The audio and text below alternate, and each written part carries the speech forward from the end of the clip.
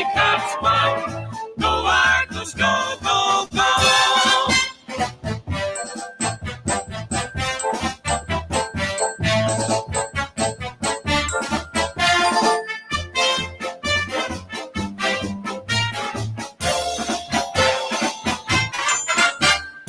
Go Toronto Argos, go, go, go! Go together, fight the foe, foe, foe! Scoring touchdowns for the blue on blue. The Argos will win for you. Full of fight and courage, you can't stop. They pile up the points until they reach the top. Pull together till the Grey Cups won. Go Argos, go Toronto, go! Go Argos, go, go, go!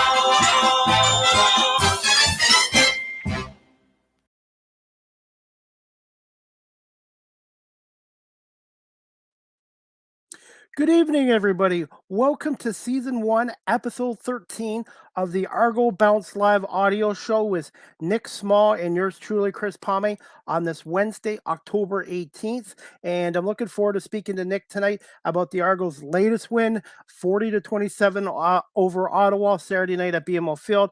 Nick was there as a season ticket holder fan. I was there as media. And I'm going to bring Nick on, and we're going to talk some Argonaut football and break down the game against Ottawa and also their upcoming game on the road this Saturday at Saskatchewan as well. Good evening, Nick. How you doing, buddy? Hey, Chris. Doing great. It was another amazing Argonauts. They are 9-0 at home, which is the first time since that 1997 season, where I think if any of you, our listeners, have been old enough to experience that or even just watch some of that season, you know, it was a pretty magical season for the Toronto Argonauts, as most 9-0 home seasons are for teams like that. So it was an absolutely incredible accomplishment. It's been just absolutely fantastic to see such a string of success. And to get to celebrate it each and every week, and now we get to look forward to the last two games, the preparation for the East Final, and then the final itself on November 11th. And this is only the fourth time in 150-year history that they've won 14 games. I know 96 they won 15, 97 they won 15, 88 team went 14-4, and this team's now 14-2. Nick, do you think there's a priority to get that record at 16 wins and tie the Edmonton Eskimos or Elks record of 16-2, or do you think this is more of the last two games is just get guys ready for the East Final? Well, I would think it would be the latter, focusing on preparing for the East Final, especially knowing that these two games are sort of inconsequential and later to having that bye week. But the way this team has played, like, they proved they could almost beat Winnipeg with their third string guys. So it's like, I don't see that this team is really showing they've lost any edge or desire to win, just because it's not like some other play our backup, so you're not going to be able to beat us. This Argonauts team has been able to step hand in toe with everybody else within the league, and it sort of epitomizes how they were last season as well. They had so many guys lost, man games lost due to injury. They were hands down the biggest team in that statistic, with man games lost to injury, and they were able to get a Grey Cup out of it. So yeah, I think I don't know if they're absolutely like targeting to tie the record. I don't think that's necessarily their goal in mind, because their mentality has always been 1-0 and just winning. I mean, with who they're playing in Saskatchewan and Ottawa, Saskatchewan has struggled mightily over the last 6-7 weeks, and Ottawa, as we saw, we just played them there. They kind of, in a way, collapsed, but also that Toronto outplayed them in the second half, which allowed them to come back and win. So, I mean, there's definitely a chance, but Toronto is playing in a way right now where they can beat anyone, no matter who they've got out on the field. Hey, let's talk a little positive news about the CFL as well. We always hear the negative side, but this is from John Bender off of Twitter. And I guess the CFL attendance this year, the Argos are up by 21% and their best attendance in 7 years. BC's up 14%. Winnipeg's up 6%. Edmonton's up 4%, which is amazing. Hamilton's up 3% after a bad start. Ottawa, unfortunately, is down 9% for their tough season, and Calgary's down 6%. Nick, overall thoughts on the CFL attendance stats here? Yeah, I mean the key point is the Toronto Argonauts attendance being up more than 20%. Like that was one thing we've brought the attendance numbers in and debated it back and forth on things that the team can do to get more people in and what's working, what's not. And as we've seen, what they've done has worked. A 20% increase is tremendous. And if they can just I don't know how sustainable 20% is to be able to do that same number year after year as a target. But if you can retain that same number of fans and just build that chunk more and grow onto it year after year, especially with the sustained success that the Argonauts have had overall, but all it just works really well to. And we kind of see the opposite effect of that in Calgary and Ottawa, where when you have a team that's not exactly performing as well on the field, like that is the single greatest factor that influences fan attendance. And so far, it's working in the right direction for the Toronto Argonauts, and it's something really optimistic and positive to look forward to, especially coming into next year. I think just today or yesterday, really recently, as of this recording of this podcast, they also season all of their renewal notices. So just to get even hyped for next year coming up, because it's always good to look ahead and to be prepared. And we're going to have, I think, a lot more season ticket holders next year, people who realize the value in the Toronto Argonauts football, how great games and exciting they are, and that they are, even with a slight increase coming next year, it's still way more affordable than any other sporting event in the city. I did media work on Saturday, and it was basically the same guys. It was a great experience. Argonauts are first class, no question about that. But it would be nice to see more of the major media outlets cover this team, because it's a great product on the field, off the field, and it's a great site. And I'm hoping next year they'll have a little more media there as well. But I just want to say thank you to Chris Belnovich this season for letting me cover the team, and it gives me another perspective. As a fan, you have a perspective of the team, but when you're doing media work, you see the other side of it. And I was able to speak with Brian Scott at the end of the game as well, and we'll play that interview afterwards. And it's just it was a great game. I was going to say, we'll get to that question right now, Nick, since I'm rambling on.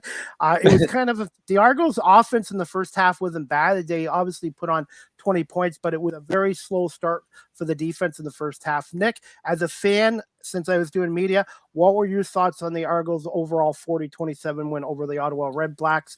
And just mention about the first half compared to the second half. Yeah, well, I think in the first half, you kind of seen Crum worked absolutely the way he needed to for Ottawa to have any hope at being able to win that game. He targeted guys downfield. You can't throw checkdowns. We've seen with this bend but don't break defense that Toronto has.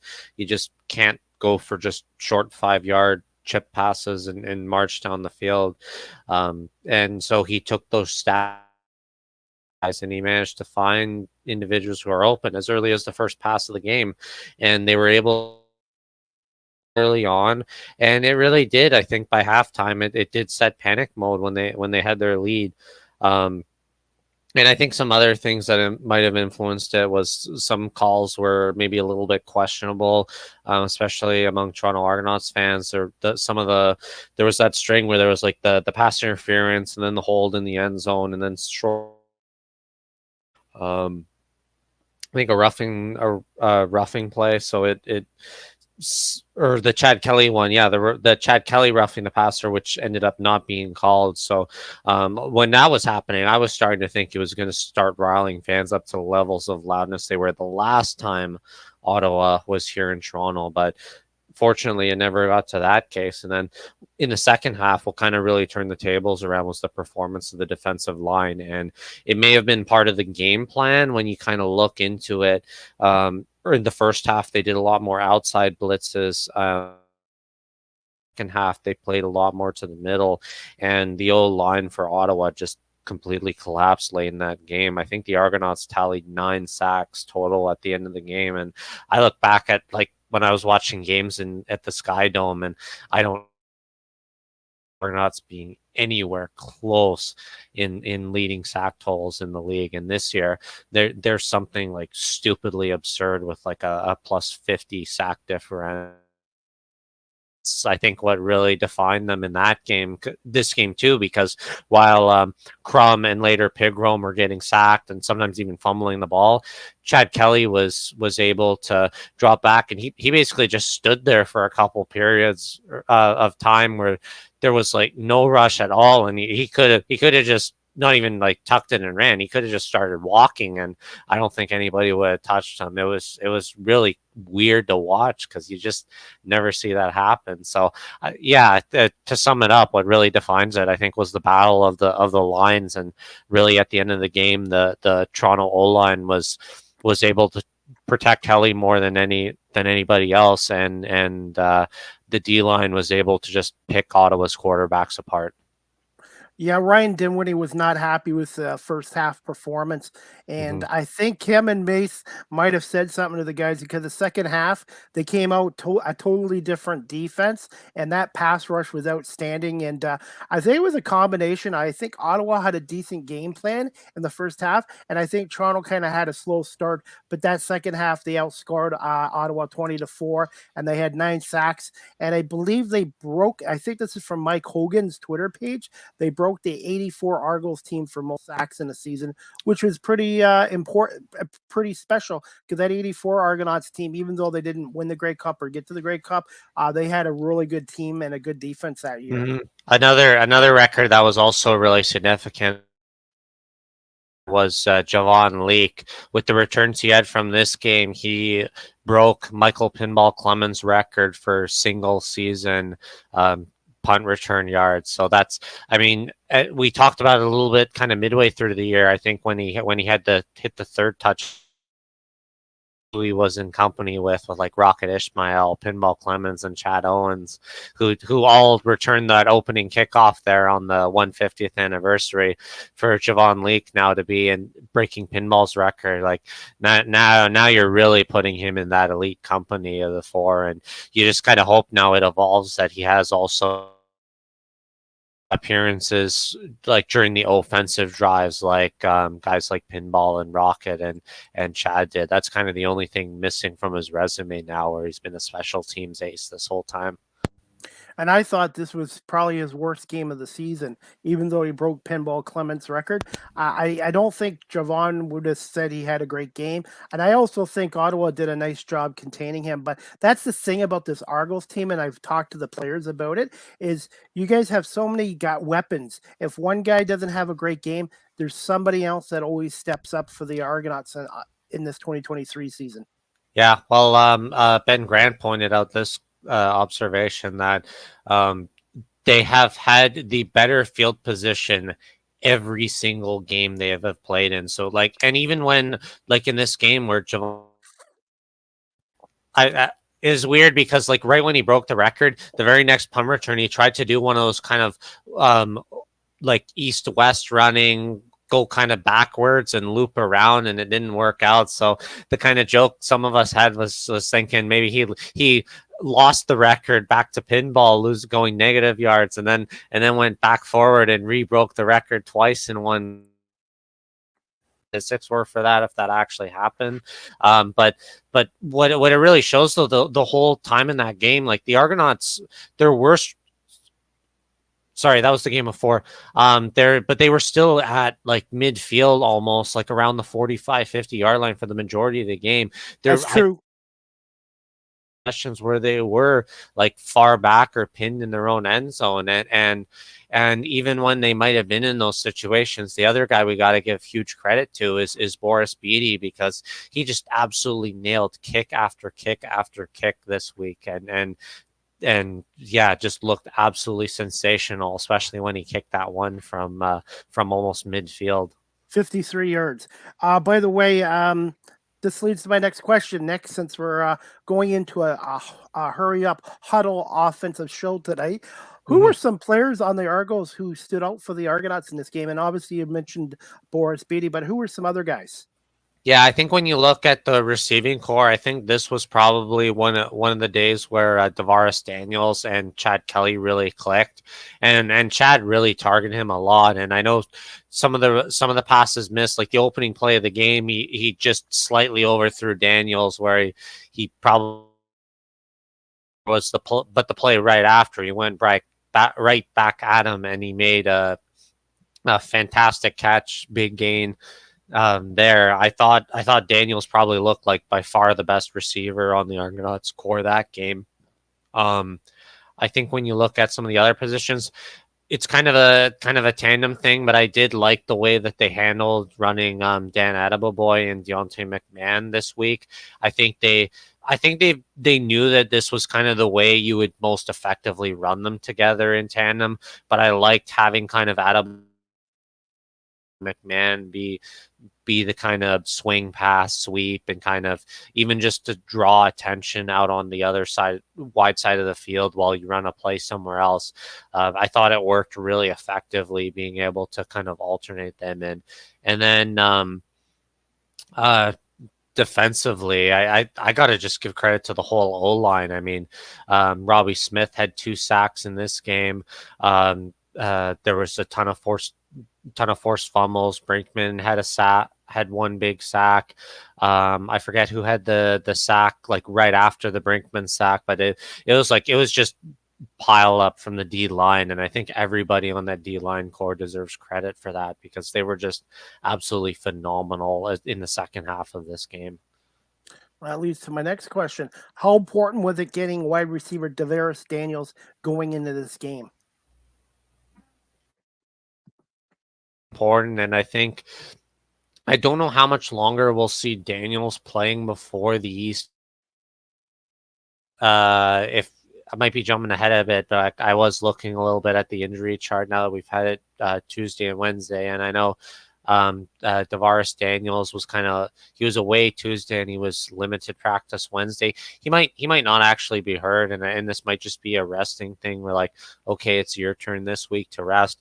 Well, we've clearly shown us that Tavares Daniels is a threat, and he's probably the closest out of anybody to really like a one receiver in the Argonauts team. Like what's really been effective with Chad's offense the entire time this year is that they've never really had a true like clearly number one receiver. It seems like there's a different guy every week who's on fire, but I would say if you were gonna like in like the basketball term, give the guy with the ball left with 5 seconds left, you'd give it to Tavares Daniels, thinking he would make that catch. So, yeah, he's proved absolutely invaluable in this game. Really good chemistry up now for the next 2 weeks, and then the East final. Well, to be fair to Curly Gittens Jr., he's actually kind of been forgotten on this team. He's been hurt all year, and I'm hoping they can get him some playing time before the East Final because it'd be nice to have him back. Maybe not 100%, but to be another option for Chad Kelly because I think we're going to need him going in the East Finals and possibly the Grey Cup. Yeah, you hope he's 100%. I mean, he did not participate in both practices this week, so it seems like the only week he might get in is uh next week. I don't think they would play him cold in the East final at this rate. I think Curly um be kind of rested for the year, like shut down.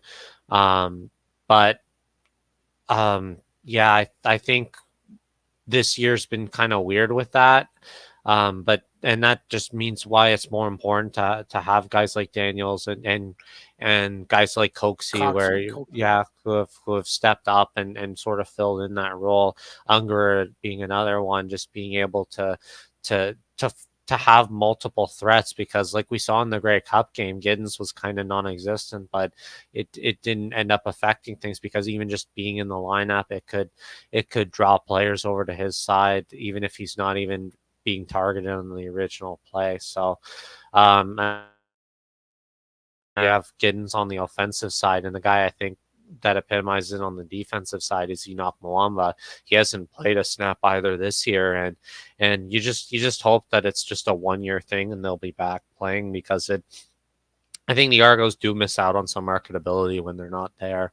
But if they're dealing with a term, is the smarter thing to do to shut them down. It's just kind of frustrating sometimes, the ambiguity of like every week there seems to be just that slight possibility they might come back, but then we're like, no, it's not going to happen. But that's the way football is, and it keeps us in mind how different football is as a sport compared to other activities that, like, some of these guys' careers will only. All right, Nick, we'll get to the next question. Overall assessment of Chad Kelly and the Argos offense against Ottawa. I thought Chad Kelly, he missed, I think, one deep ball, but I thought Kelly's deep ball was good. I think he made great decisions.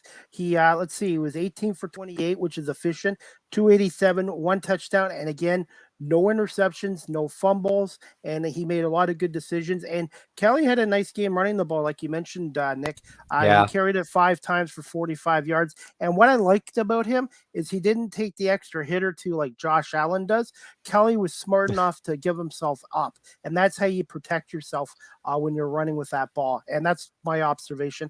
I thought the running game was decent. And overall, I thought the offense was good.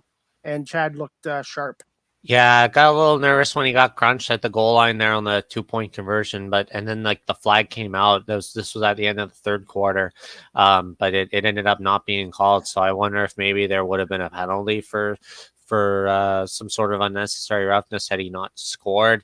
But yeah, Chad looked good running the ball, and I think it was, and it sort of epitomizes what I said earlier about the O line being so good that he stands there for forever, just standing there waiting for someone to get open, like you were playing flag football, and then he just decides, okay, screw it, and he runs 20 yards down the field. Chad finished with 9 yards a carry, 45 total on 5 carries, longest being 16. And yeah, while he did have a little inconsistencies with some of his passing. The one I think was he had that one pass to I think it was Coxie at the goal line, like a quick down and in, and he really gunned it instead of floating it. So I kind of the backer was able to knock it down, full of slight overthrows. But yeah, finishing the game 287 yards, only 28 attempts, and 10.3 an attempt, longest 45. That's pretty impressive. One thing I found was that the Argonauts as a whole, like offensively, have had probably the least amount of snaps total of any team in the league as well. Like although they're not playing those short passes for efficiency, like having really good completion statistics, but they've had the least amount of possession time and drives because they're just finding ways to just and make these big plays of 30, 40 yards every time, which is exciting as a fan to watch, and really rewarding when it does result in end zone points. All right. What's the injury report looking for the game this Saturday at Saskatchewan so far, Nick? And there's some guys that you think might come and play a little bit against Saskatchewan on Saturday? Yeah, well, so AJ Ouellette was listed as a healthy scratch, and he was full participant in practice. So, I don't think he'll take full reps, but he was there. Jamal Peters, with his groin injury, he was full in both practices, as well, and Jordan Williams was limited on Tuesday and Wednesday full on Wednesday. So they're all looking like they might get back in, and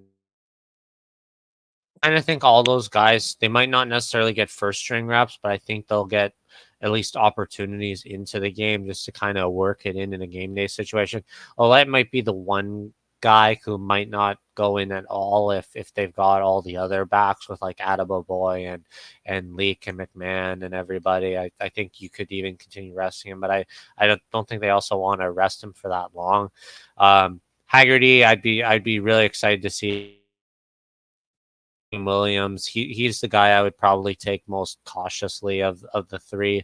Like it's, I think his injury was a little bit more severe, and he was injured. So, um, yeah. Other than that, I think everybody else is pretty much the same. DeJohn Allen was limited on Wednesday and didn't play Tuesday.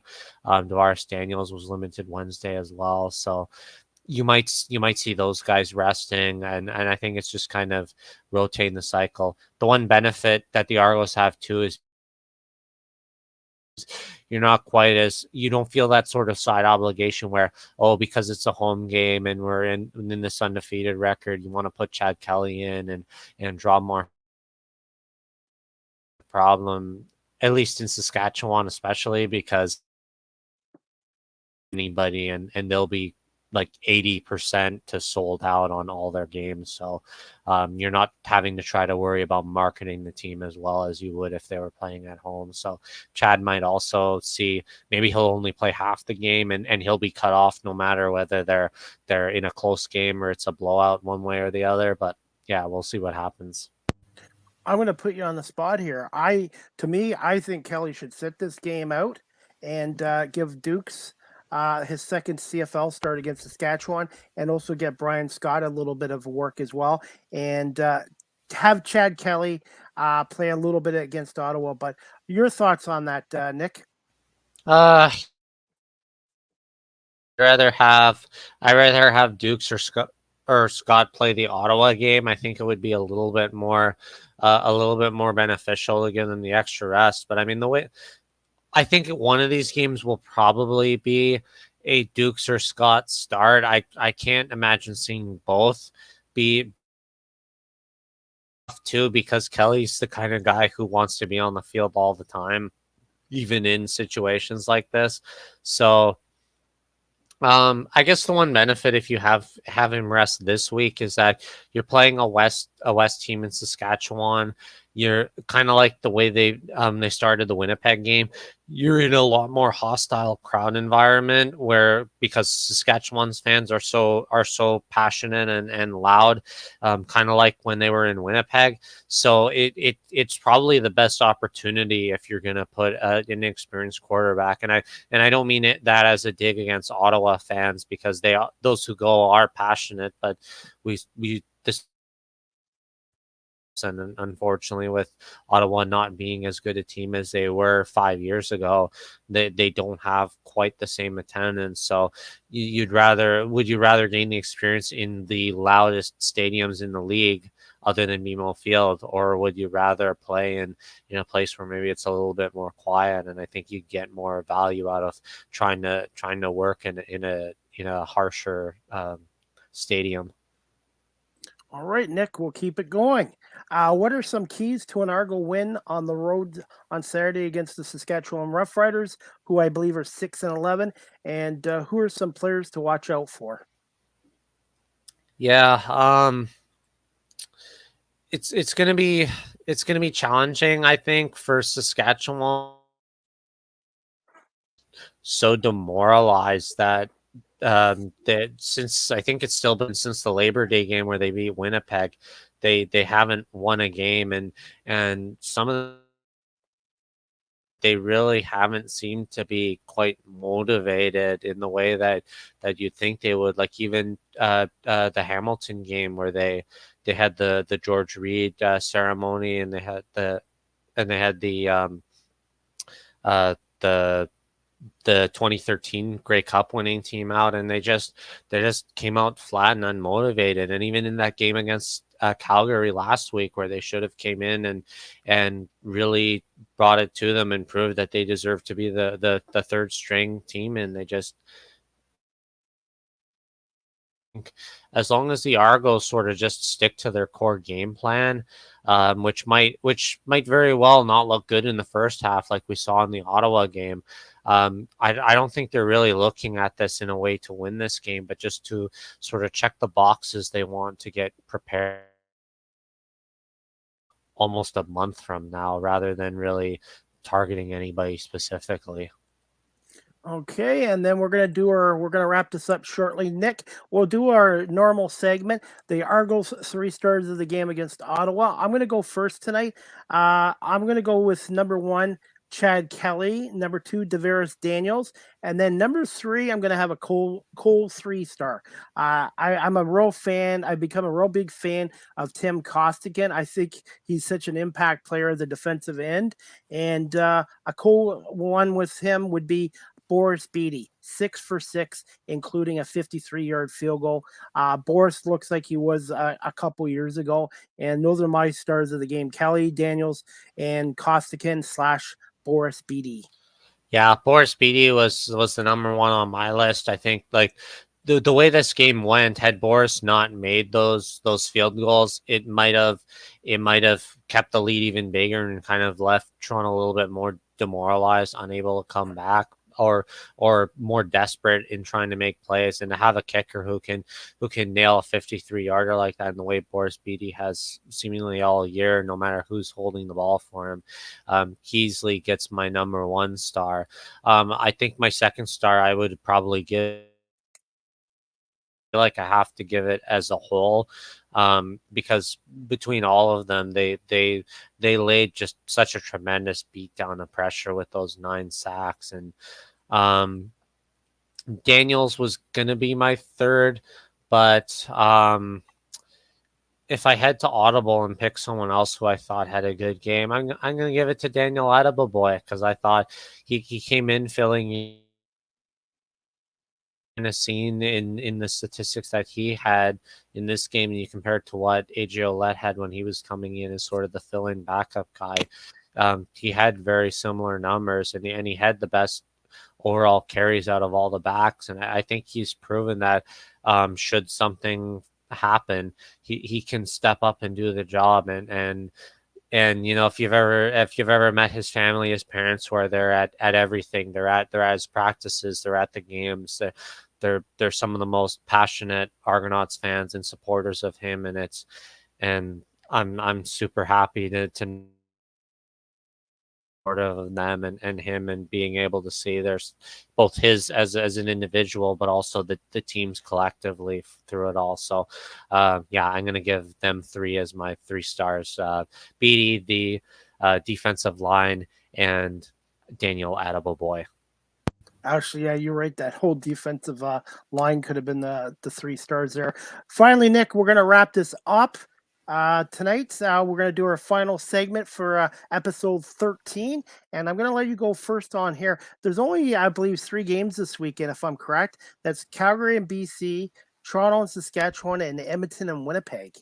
Yeah, short week. We see Hamilton resting, so get them set up for their game next week. Saskatchewan's kind of the flipped, and I think I has the bye now, and then they play. Whereas Saskatchewan, this is their last game of the year, so it puts a little bit more pressure on them, because if they don't win and Calgary wins, Calgary could even just squeak a tie with Winnipeg in the following week. Calgary can jump them in that spot. So there is a lot of pressure, and especially on a Calgary team that just hasn't been motivated in the second half of the year. To make my picks, I will pick I I will pick BC over Calgary, especially because they're at home. I'm gonna pick the Boltmen on the road, not knowing who they start, but I'm still gonna have faith that the Boltmen are gonna get it done. No matter what happens, our amazing PA announcer Adam Goss, chance, say hi to Adam Goss, because he is absolutely fantastic. I can almost guarantee you he'll be wearing a 25 jersey, Rocket Ismail, and he'll be wearing like the Hawaiian flowers necklace. So if you get a chance to see him, absolutely shout him out, because he will love to chat with you. And for the Winnipeg Edmonton game, I think at home you got to pick Winnipeg. It's a little bit boring picks, but I think you got to pick the favorites in such a lopsided series. Nick, yeah, I'm Calgary and BC. I'm going to go with BC to win this game because they still have a chance at the first seed. I don't know if they do or not, but I Yeah, still think they still do. Okay, so BC has something to play for, so I'm going to go with them. And then Toronto, Saskatchewan. I still got to go with the Argos. I think they'll pull it out. I'm not sure it's going to be a blowout type win. And then Edmonton, Winnipeg. I do think the Elks will be competitive, but Winnipeg really wants to host the West Final, and I got to go with the Bombers. I think Winnipeg will win by at least 10 points. last remaining things are tiebreakers, I guess, if you want to call them, are pretty similar. So the East is basically set. The Alouettes are going to host Hamilton, and we're gonna play whoever wins that. I think so Winnipeg, if Winnipeg wins or BC loses, Winnipeg clinches. Well, BC has to win both two games, and Winnipeg has to lose both two games for them to jump them in the standings. Or sorry, BC also has the bye next week, so they just have to win this game, and Winnipeg has to lose both games. And then for Calgary and Saskatchewan, similar to BC, Saskatchewan has a bye next week, so this is their last game. So if Calgary can somehow beat BC and they can beat Winnipeg, that will get them into the West semifinal against. Right now Winnipeg, and yeah, so that's a lot of confusing stuff, but there's if you look online on the CFL website, they have it all settled out. The main thing is root for your teams to win, root for the other teams to lose, and things will work out in your favor. I think that's our general message. The thing we know for sure is that the Argonauts will absolutely host the East Final on November 11th, and if you haven't already, please get your tickets, because we want to make this just an absolutely outstanding blowout, spectacular event. And the Argonauts, as we've seen, 9-0 at home. It's going to be a fantastic time for Argonaut fans, no matter who they're going to play, and it's going to be a really exciting game, I think. So be sure to get your tickets. Argonauts.ca. And Nick, before we wrap things up, if you want to head out, that's great. If not, I'm going to play my 5-minute post-game interview with California native Brian Scott, number 5, and former Philadelphia Star quarterback from the USFL in the Argos locker room after the game. And I want to say thank you to Brian Scott. Really good guy, and it was great to talk to him after the game as well, Nick. Yeah, Scott is a very nice gentleman, and just it's tough in that third string quarterback role sometimes, because you want to play more, and but you're playing a very strategic role at being supportive and a mentor for everybody else on that team. So I give huge kudos to him and being supportive of Cam Dukes and everybody else there. So yeah, it was a fantastic interview, and everyone, and thanks for tuning in.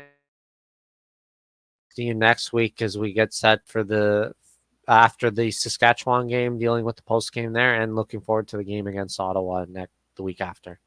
Okay, well, Nick, thank you so much for coming on, and we'll see you next week for episode 14 of the Argo Bounce Live audio show. And guys, I'm going to just show a clip of my post-game interview with Brian Scott in the Argos locker room after their 40-27 win against Ottawa.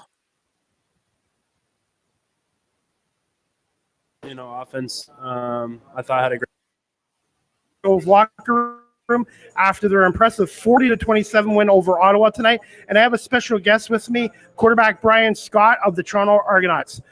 Congrats on the wins tonight. What was the difference between the first half and the second half against a hungry Ottawa team that came out tonight? Yeah, absolutely credit. Absolutely credit to Ottawa. I think they came out ready to go. They had a good scheme, I think, offensively. But we just needed to stick together. And offense, I thought had a great night tonight. And defense got it rolling in the second half with a bunch of turnovers. And the D line really got after it. So just a props to this team, man. We stick together no matter the circumstances. So I'm just proud of this team. In all the teams you've played with, Brian, in terms of depths and talents, where do you rank this 2023 Toronto Argonauts team? Oh gosh, it's got to be up there. Like you said, just the talent from top to bottom. Every position group really is loaded. I've never seen a defense with so much talent in the front seven. Pickett and Wynton McManus. I mean, those two are arguably the two best defensive players in the entire league. So then you just, our receivers, offensive line, running backs, even with a guy like AJ Alouette, who's probably the best running back in the league, where, Dan was able to step up and team money too. So just, this is a great football team, and I'm honored to be a part of it. It's basically a next man up mentality on this team. For sure, 100%. Whoever goes down, I think everybody's ready to step up and do their part. Now, being from the States, how much of an adjustment was it coming over here and learning the Canadian game? It's still an adjustment, I think. Every day I'm getting used to it. But yeah, with practice and scout team reps and stuff like that, I think just the more time I spend up here, I'll get used to it. Obviously, since camp alone, I feel so much more comfortable just seeing the rotation, learning the offense. We got a pretty complex offense, but Coach Miller and Coach Timmy do a good job of teaching it. And what are your thoughts on the organization, like Mike Pinball Clements and the entire coaching staff and some of the guys that helped you make your transition into a Canadian Football League quarterback? Can't say enough about pinball, obviously. When I was coming up here, I tell them the story all the time. It's just whenever I said I played for the Argonauts, it was always, pinball, pinball, pinball. So obviously just being in the presence of a legend like that and just obviously the rich history here. Joe Theismann is one of the people that's my mentor. And, so when I decided to come up here, he couldn't say enough great things about the organization. So just obviously the rich history that the Argonauts have, with this team that we got going. And it's an honor to be a part of it. I'm super grateful to be up here. Last question. What are your thoughts on living in the city of Toronto and being here in Canada, in Ontario? I can't say enough, honestly, with the CFL. I've just been pleasantly surprised every day. Obviously, living in the city of Toronto is one of the greatest cities in the world. We have a great fan base. It was sad to see, this is our last regular season game at home, but just the support that they showed all season long was special. And, just for being a rookie up here in the CFL and getting to experience all the stadiums, the away games, going in versus Winnipeg and seeing that crowd noise. And, it's been really cool. And I think over time, I've fallen in love with the CFL game up here. And I think as my career gets going and, I'll look back on this decision and just be super grateful that I made it. And what would you tell your American family and friends about the Canadian Football League and the talent level in this league? It's deep. We have, like you said before, we have a really deep team, and I think the talent is underappreciated, especially by the Canadians. When I came up here, I played for Team USA, and we got to play against Team Canada. So just being able to experience that a little bit, I think the amount of Canadian talent up here is good, and just seeing the adjustment of the game and which type of players find success up here is it's interesting. So I can't speak enough about the type of talent that's up here in the CFL. And a fun fact about you. What's a fun fact about you, Brian? And what Canadian food do you like here? My favorite Canadian food. I tried poutine. I do like it. And then a fun fact about me. Gosh, that's a good question. Hey, start singing a song to him, baby. A fun fact is me and AJ Alouette sing Morgan Wallen at 6:30 in the morning every Monday through Thursday for lifting. So that's a fun fact. All right, and the last question: what are your quick thoughts on the Saskatchewan Roughriders next week on the road? Just quickly. Yeah, they're a great team. I think we'll be up for the challenge and just continue to get better at practice and Get him, B. Scott. Yeah, just continue to get better at practice. And they're a good team. I think, they have a really good defense. They have a good front seven. I think Nick Marshall, the corner, does some really good things as well. So it's going to be a challenge. We're just going to, try to go 1-0 next week and keep that mentality throughout the season. And where can my audience follow you on social media? Instagram and Twitter, either one. I try to engage with you guys as much as I possibly can. So any questions for me or I'm happy to, respond and whatever. So appreciate you. All right. Well, thank you so much, Brian, and I appreciate it. Brian Scott of the Toronto Argonauts. Good luck the rest of the year. Thank you. All right, guys, that was Brian Scott, number 5 from the Toronto Argonauts. The California native was kind enough to do a post-game interview with me after the game over Ottawa, and this was the first time in Brian Scott's football career that he's never been a starter. So he told me mentally and physically he's working hard to keep sharp in case the Argos need him. But this is the first time in his football career that he's been a number 3 quarterback and not a starter. But really good guy. And I want to say thank you again to Chris Belnovich and the Toronto Argonauts organization for having me come down to the BMO field a couple times this year to cover the team as media. I also did a halftime interview with Argos reporter David Morassutti as well,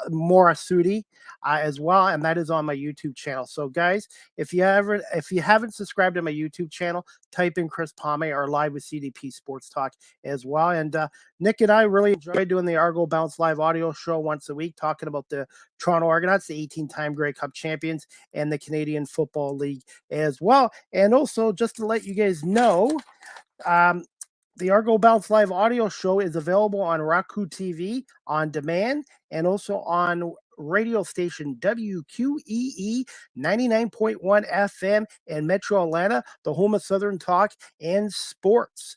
And our next episode will be next week to be announced, episode 14 as well. Any comments, questions, or feedbacks about the Argo Bounce Live audio show would be greatly appreciated as well. And hopefully we can get another win against Saskatchewan this week. It will not be easy on the road because Saskatchewan is still fighting for a playoff spot, and they will be at home as well. My personal feelings is the Argos will pull out the win, but I think they might start Cameron Dukes. We'll see what happens. But Ryan Dinwiddie is in a good position where he can decide. Sorry about that technical difficulty there. Can decide who's going to play. Not load management, but just like I said, guys, we'll see what happens with the Toronto Argonauts as well. We're just going to wrap this show up in a second.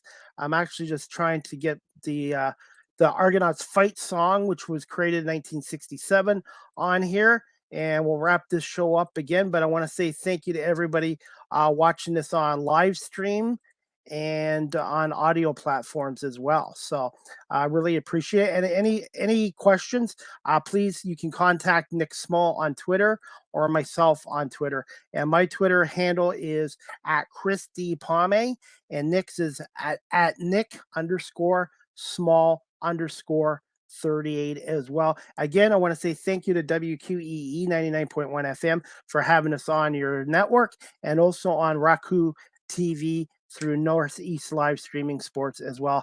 Thank you to MacMan and to Linda McGrath.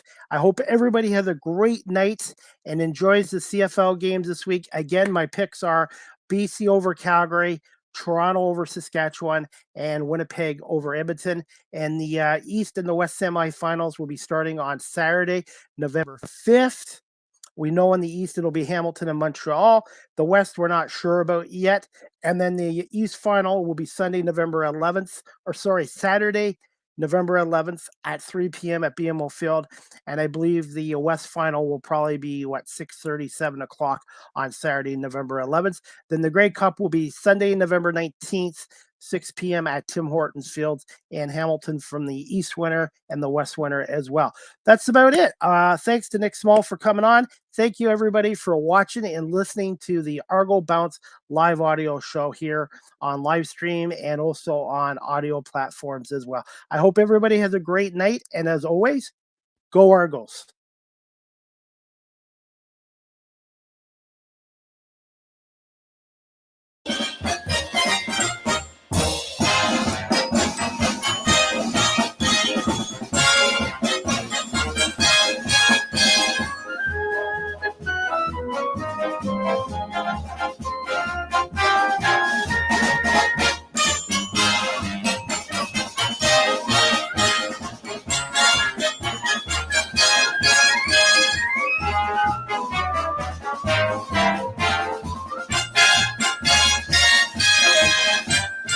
Go, Toronto Argos, go, go, go. Pull together, fight the foe, foe, foe. Scoring touchdowns for the blue on blue. The Argos will win for you. Full of fight and courage, you can't stop. They pile up the points until they reach the top. Pull together